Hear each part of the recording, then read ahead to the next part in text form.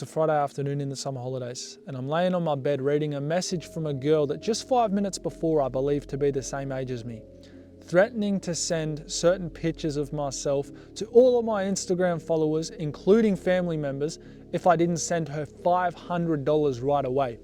But to understand how I got myself in this situation, let me take you back to where it all began. It's 2020, I've just started high school, and I've been getting a lot more attention from girls than I ever had before. And because of this increased amount of attention, my mindset began to become a lot more geared towards, dating girls, losing my V card, all of that sort of thing. So fast forward to one Wednesday afternoon in early March, I've organised to go to the park and link up with this girl named Clara with my best mate Crocker. Now, just to give you a brief little backstory on Clara, I'd had a little talking stage, I guess you'd call it, at the beginning of the year, but typically as these things go, 12, 13 years old, it just didn't work out. But nonetheless, we were still friends. So Crocker and I walked to the park, and upon arriving, we see that Clara is actually with one of her best friends named Alice. Now, I had Alice on Snapchat, but I'd never actually seen her in real life. So I didn't know what she looked like up until that point. But upon seeing her, she is hands down like 100 times more attractive than what I pictured her to be. I was expecting her to be some absolute ogre. The best way I can put it is she looked a lot older in all the ways that matter to a young man's mind, you know what I mean? So instantly I become locked onto the idea that I'm gonna date this girl, right? I literally said in my head at the time, I'm gonna date Alice. So hang out with Clara and Alice for the afternoon. And after talking to Alice for a bit, the vibe I'm sort of getting off of her is like super cute, sweet, innocent. But just a couple months later, I would find out how deceiving that appearance truly was. Gets to around 5:30 p.m. and Crocker and I decide it's probably a good time to go back to his. And as we're walking back to Crocker's house, I'm just yapping his ear off about how I'm gonna date Alice, how hot she is, this and that. And I'm just G'ing myself up. And he's like, yeah, he's heard it all before. We get back to Crocker's house and I decide that I'm gonna put my money where my mouth is, right? So I ring up Clara on FaceTime, obviously don't have Alice's number, and I say to her that I'm gonna date Alice. Alice is gonna be my girlfriend. I'm just saying it with such fucking certainty and confidence, right? And obviously Alice hears this in the background, being nearby, and she says that she has a boyfriend. And that's when I proceed to say with, once again, 100% confidence, oh, that doesn't matter, he doesn't have to know, which of course isn't right. But upon saying this, I was sort of saying it in a joking way, but she says, all right. Like she actually agrees with me. He doesn't have to know. And so Alice and I start talking pretty much every single day from this point onwards, which of course I should have seen as a red flag from the jump. Now, before we move forward in the story, I must say that at this point in time, I was only watching like 3 or 4 times a week. At the absolute worst, it was probably like once a day. But something would very soon happen that would lead me down a path of complete addiction to it. Of course, I'm getting to that. What's cracking, brother? I'll let you get back to the video in just a second, but really quickly, hit the sub button, son, because every single one of you who are subscribed are literally the ones who make these videos possible every single day. We're currently approaching 100,000 subs, so do me a fucking favor, hit it right now. I'll let you get back to the story. It gets to one night in early June, and I've organised for my close mate Rufus to come around my house. Obviously, if you're a regular viewer, this is before all the shit happened with him. And given that we were still fairly innocent at this point in time, neither of us were 13 years old yet, our plans for this night were to essentially just camp out the side of my house in the tent, eat lollies and drink fizzy drinks, right? So we're sitting in my room just kicking back before we actually decide to go out to the tent. And it's around 8:45 we decide that we're gonna give Alice a ring because she's with her friend Clara, who Rufus happened to fancy, right? So we ring them up, they answer straight away. And we're sort of just talking to them about what they're up to for the night. I'm not exactly sure how we pivoted into this conversation, but somehow it comes up that Alice's dad is out of town, which meant it was just her mum home, she wasn't strict at all, and that we could come over later that night. Now, as soon as we hear this, obviously being young lads, we get G'd the fuck up for a multitude of reasons. There was such a sense of novelty about sneaking out and going to places when your parents didn't know. It was like you had complete freedom. So Rufus and I agree that we're gonna link up with Alice and Clara later that night after my parents go to bed. Around 20 minutes past 9, we head out to the tent. We're just sitting there playing the waiting game. We knew that we'd be able to leave the house once all of the lights were off and we'd said goodnight to my parents, right? So we just kick back in the tent for a little bit, but it gets to around 12:30 a.m. By this point, we've well and truly said goodnight to mum and dad. They're in bed. And Rufus and I both decide it's a good time to head off on our scooters to Alice's suburb. Now, just bearing in mind, June in Australia is the very start of winter. So around this time, it was like -1 degree Celsius, which is cold as fuck. But nonetheless, you know, nothing was gonna stop your boy in the relentless pursuit of the shorties. So Rufus and I slowly creep down my driveway with our scooters in our hand. And as soon as we get to the road, we put them on the tar, we start riding up. But around 1:20, Rufus and I pull up to Alice's street. I'll get out my phone, I'll message her, so like, are we all good to come inside? I'm out the front. But she says, you know, her mum's just been up, we can't come in just yet because she might hear us and kick us out straight away. So Rufus and I walk across the road to the park, which is right across from Alice's house, and just chill on the bench waiting. But around 10 minutes after this, Alice gives me a call and says, you guys can come in, but you gotta be super quiet. We get into Alice's room and, you know, tuck ourselves under the covers, get all warm. Rufus is laying there with Clara, having a chat to her. Meanwhile, I'm having a chat with Alice. And I would say around an hour and a half into being at Alice's house, I'm having a bit of a talk off to the side with her. And she says that she loves me. Now, we'd said this to one another before, but it was only really over text and it felt very immature. The fuck was that? That cow just sneezed. But this was the first time I'd ever heard it in person, which felt significant to me at the time. So of course, you know, say it back. But I remember thinking in this very moment that this would be the girl that I'd go on to date and then, you know, lose my V card to, potentially even marry one day. And I just can't believe how fucking delusional I was, bro, because that thought could not have been further from the truth, which of course I'm getting to. Fast forward to one Friday night in late June. By this point, I've asked Alice to be my girlfriend probably 3 or 4 times.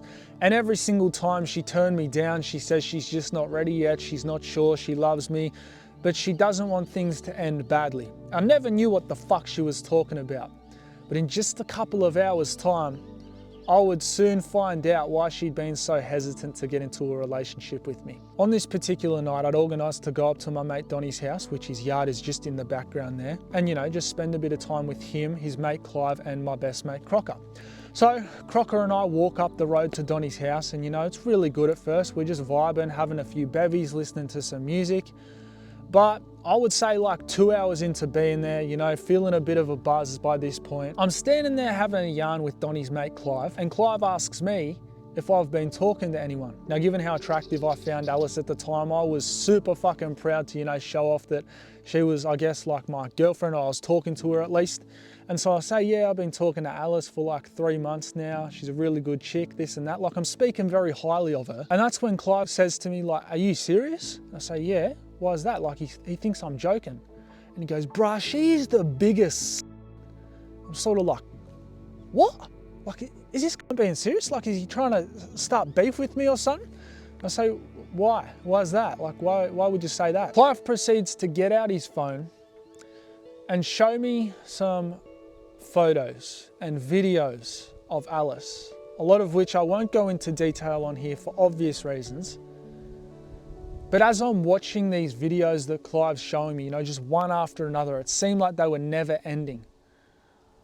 I am feeling absolutely fucked, you know, completely betrayed. This chick that I thought was super, you know, innocent, sweet, she was a super attractive girl in my eyes just 5 minutes ago, has done something as fucked up as what was pictured in these videos. Now, this could not have been a worse time for me to see these, because on this very day, it was Alice's birthday, but I did not give a fuck after I'd saw what Clive had to show me. I messaged Alice telling her, you're a fucking slut, you're a whore, I can't believe you've done this to me, you know, you've betrayed me, how the fuck could you do this to me? Like, I am going off, and like, obviously not condoning saying any of this stuff to anyone, especially women, but I am fucking losing my shit. I cannot believe what she has done, because it hurt, obviously it hurt. And she replies with like, Luke, I'm sorry, you know, this and that. But I end up blocking her on Snapchat. You know, I literally want nothing to do with her anymore. This was my first real taste of, I guess, heartbreak. After I block her on Snap, she sends a message to my number saying something along the lines of, Luke, I'm super sorry. You can understand why I didn't want to date you. I never meant to hurt you, and I did truly love you. I hope you can find someone to make you happy. It was something like that, right? But after this, given how much the situation actually hurt me, you know, how much I was affected by it, I'm just like, I'm not going to date anyone, you know, for the time being. I don't really want to, because it seems like they all just end up being. This is my mindset at the time. And so now having a huge void in my life, I start to fill that void with, you know, usage, which I didn't actually realize was a bad thing at the time. I didn't know that it fucked up your neurochemistry, your brain function, that it actually kills off parts of your brain. Had no idea about any of this stuff. I'll leave some studies if anyone's interested in that down below. Because I wasn't aware of any of that, I really ramped up on my usage, you know, just trying to fill that void of, you know, the lack of intimacy in my life. And I carry out the rest of the year, watching 3 or 4 times every single day, binging on the weekend, you know, getting up with my boys, playing video games. But it gets into 2021, and as many of you will know, I get my first girlfriend named Sarah. Won't go into detail here because I've spoken about it like a million times. But at this point, the news sort of strips back. I'm not watching it as much. Until we get to the back end of 2022, I break up with her and everything pretty much just completely turns to shit. The addiction becomes 10 times worse than it had ever been before. You know, it's like they say, porn addiction usually starts with 2 emotions, boredom and stress. And in this particular instance, I was bored as fuck. I couldn't just go back after having that true human connection for a year and a half and now having it completely stripped away, none at all. I start watching 3 or 4 times every single day. Obviously punching cones on the side, doing a bunch of other dumb shit that wasn't good for my mental health. And I start coming to school for only half days, you know, going home at 12 o'clock every single day, wagging a lot of classes. But I remember it was around this same time that this conehead chick in my science class named Ariana had started flirting with me heavy, which I believe is just because she knew I had just broken up with Sarah, so I was obviously single. Now, I was not attracted to Ariana whatsoever. Like I said, she was a conehead. She didn't have any features that particularly attracted to me. Around 3 weeks after the breakup, I remember one night Ariana starts snapping me on Snapchat, you know, just spinning a bit of a yarn. But she was clearly very, very and she starts sending me some photos that are a little bit out of the ordinary, you know, being abundantly clear with what her intentions were, being very provocative with the things she's saying and sending to me. And as she's sending me this stuff, despite not being attracted to her before, I seriously start to consider not dating her, but, you know, getting with her, if you know what I mean. And I mean, looking back, this just goes to show how fucking down bad I was at this point in time to even consider that. Because not only was she a conehead, but she was clapped. And I say that with the utmost respect, you know, for storytelling purposes. She was not attractive by any means, bro. But despite this, I'm seriously considering something with Ariana. So a few weeks go by, and by this point, somehow her fucked up brain believes that we're somehow talking with each other just because I have her on Snapchat. And so every now and then when I'm sitting by myself, because I was just a fucking loner towards the end of high school, she would come up to me at the spot I'd usually sit, you know, I'd be eating my beef mince and rice, and she would act very sad or like in a way that sort of demanded attention. The best way I can put it is she was very emotionally manipulative. You know, she knew how to try and make you feel bad in order to get what she wanted. But I would never bite. I'd sort of just tell her like, oh, I sort of just want to be left alone, this and that. But I remember one day in mid-September, she came up to me, and on this particular day, I was feeling just extremely down bad. You know, this is around the time I'd been watching like 4 or 5 times a day. I'd been watching it in the morning as soon as I wake up. I was not in a good headspace. So as she starts talking to me, I actually don't want her to go away. Like, I'm happy with her being here talking to her because I don't really have many people to talk to at this point in time. But as I'm talking to her, somehow the fucked up thought pops into my mind of go. Now, I don't exactly remember what persuaded me against that decision, because she would have straight away been down if I said about it. But I make the decision not to do that, you know. But fast forward to early 2023. I'm sitting in the car on the way downtown to do a photo shoot for my clothing brand that I'd started at the time, when I receive an Instagram follow and a Snapchat ad from this girl who looks, you know, reasonably similar age to me. And so I add her back. And immediately she's asking me questions about myself. She's trying to get to know me, but she starts making her intentions very well known. You know, she's being very provocative with the things she's saying and sending. And it's clear to me that she wants some sort of relationship with me, or she wants me to send certain things to her. And so I get downtown, you know, I do the photo shoot, all that sort of thing. But when I come home, I sort of just lay on my bed, you know, I'm editing up a couple of photos to post on Instagram from the shoot. When she starts sending me just straight out, you know, like basically, and as I'm looking at it, you know, I'm just getting G'd the fuck up. I'm saying to her, like, send more, this and that. But after she sent probably 2 or 3, she tells me that I have to send something back in order for her to keep sending them. Now, obviously, I'm not a fuckwit, so I'm not gonna send some random stranger photographs that are gonna exist out there forever, right? Not a dumb despite what you may think. And so I go onto Google, cut out some stickers on Snapchat, and I start sending them to this girl. Right, so we're going back and forth with one another. Now that I'm sending her some, she's sending me some. But I would say around 2 hours into being back at home, you know, snapping this girl, she sends me a photo that had been taken from another phone of the Snapchats that I'd sent her. Now, as I'm reading this, I'm thinking, what sort of fucking elaborate scam is this? And the message that follows all of these photos is a screenshot of every single one of my Instagram followers, coupled with a text demanding I send her $500 or else she's gonna send it to all of my followers. Now, thankfully, I wasn't a fuckwit and I didn't send her anything that would actually expose me to any level of danger. And so after this, I sort of feel like I've got the upper hand. You know, I send her a message saying, how fucking stupid are you to believe that this is real? And I block her. And it's sad to think that these scams actually work on a lot of young men. Like, I know my bro Manish Rao, he had something similar happen to him, but he unfortunately did make the mistake of sending her things that he didn't want exposed to the public, and ended up in a super fucked up situation because obviously didn't send the chick any money. Well, fast forward to February of 2022. By this point, I've actually gotten out of a second relationship. I'm not watching porn anymore. I don't really have any of the bad habits that I used to have in my life. I'm at the gym training one Friday afternoon with my older brother when I see a girl a couple of meters away that I've actually seen in the gym before. And I found her super attractive at this point in time. And so I say to my brother, like, that's the girl I was telling you about, you know, seen her here a couple of times. I'm gonna go up and talk to her. And he's jamming me up. He says, you should, you know, just fuck, like, the worst you can say is no, you should just go up and talk to her, get her Snapchat. And as soon as he says that, I start cycling through all these potential scenarios in my mind where she might reject me. But nonetheless, I say, fuck it, you're not a bitch anymore. You're a grown man. Walk up to her and talk to her. So I start walking up to her. And when I get a little bit closer, I can see that she's got her head down in her phone, right? She's just sitting on the machine on her phone. But when I get up close, I sort of tap her on the shoulder and I say, excuse me.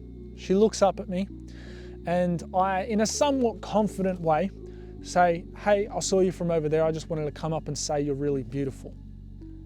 Crickets. She is just staring at me for like a solid 5 seconds before she says anything. And that's when she comes out with, thank you. So fucking awkward. I could just sense how uncomfortable this girl was. And you know, there could be fucking a million reasons as to why she was uncomfortable.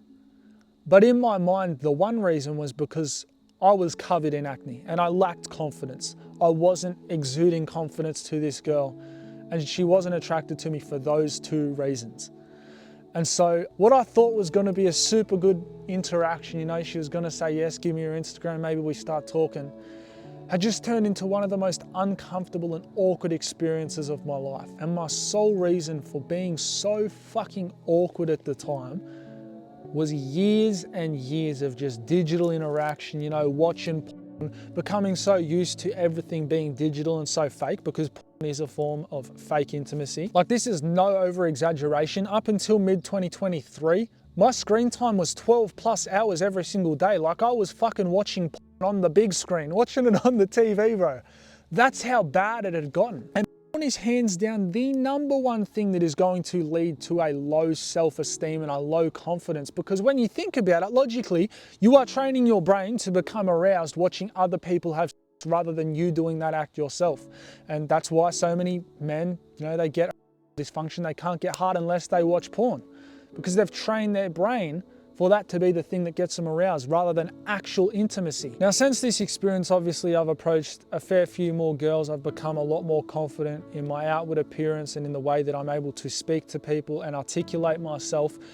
But I've made myself a promise that I'm never going to ever get into a relationship again that is driven purely by the desire for sex and lust, because I know every single time without fail that I've done that in the past, it's led to me knowing them only physically, never emotionally, spiritually. I know nothing about them, but I know them in the biblical sense. That is one of the most spiritually binding things you can do with a person. And to do it with just anyone because you are a just seems so pointless to me, and it seems just so disrespectful to the person that you will one day marry. This is like genuinely my opinion. And so I guess my honest advice, if you want to call it that, although, you know, I am 18, I'm still learning myself, is to stay away from porn indefinitely and stay away from the puntus at least until you know you're going into a relationship with pure intentions and it's not just for the desire of sex. But with that said, I really appreciate you for watching this video. Hit the sub button, smash the fucking like, and as always, stay grinding, my G.